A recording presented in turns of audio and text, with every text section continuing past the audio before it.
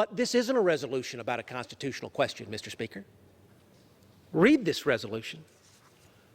Pursuant to Section 202 of the National Emergencies Act, that's the act that this Congress passed in a previous Congress and a previous president signed, the national emergency declared by the finding of the President on February 15th is hereby terminated. That is exactly one of the procedures that can be used, one of three, to end a presidential declaration of emergency.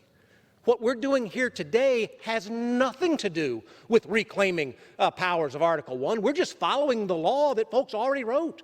We're just following the law that folks already have said is insufficient. If you believe this law is insufficient, as I do, Mr. Speaker, and as I know the majority does, H.R. 1410 is the bill to bring to the floor to reclaim our power that we delegated away. If you believe it's unconstitutional, the court is the place to go and reclaim that power. This resolution simply says we disagree.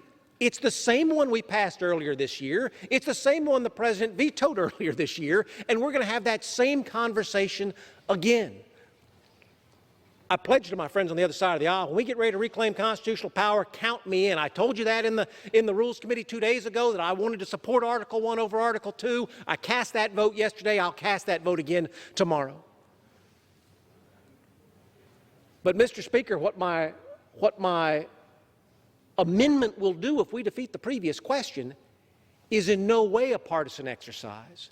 It's in no way a divisive exercise. It's not even the subject of disagreement. Passing unanimously out of the United States Senate, historically passing unanimously out of this House, as my good friend from North Dakota described, it's been passed by Republican Congresses and signed by Democratic presidents, been passed by Democratic Congresses, signed by Republican presidents. We do not disagree on the need to provide these dollars to those communities to reduce that DNA backlog. I don't understand why.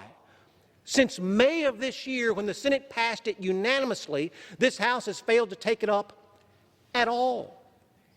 Instead of spending our time taking up a bill that was unanimously passed by the Senate, never considered here in the House, we're using our time to take up a bill that's already been passed by the House once, vetoed by the President once, so that we can pass it by the House again and have it vetoed by the President again.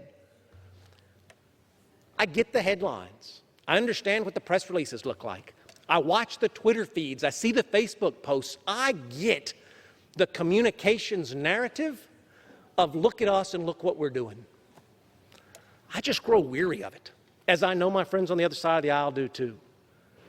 I'm ready to be out of the business and look at what I'm saying. I'm ready to get out of the business of look at what I'm passing. I'm ready to get into the business of look at what we're doing together that's getting signed into law and actually making a difference. SJ Res 54 won't fall into that category. It didn't in the spring. It doesn't today. But DNA testing does, Mr. Speaker. I urge my colleagues, think about what our choices are today. Go down the same road we've been down already and do nothing, or go down a road that we've traveled in a bipartisan way in every single authorization going back decades, and let's repeat that success together today.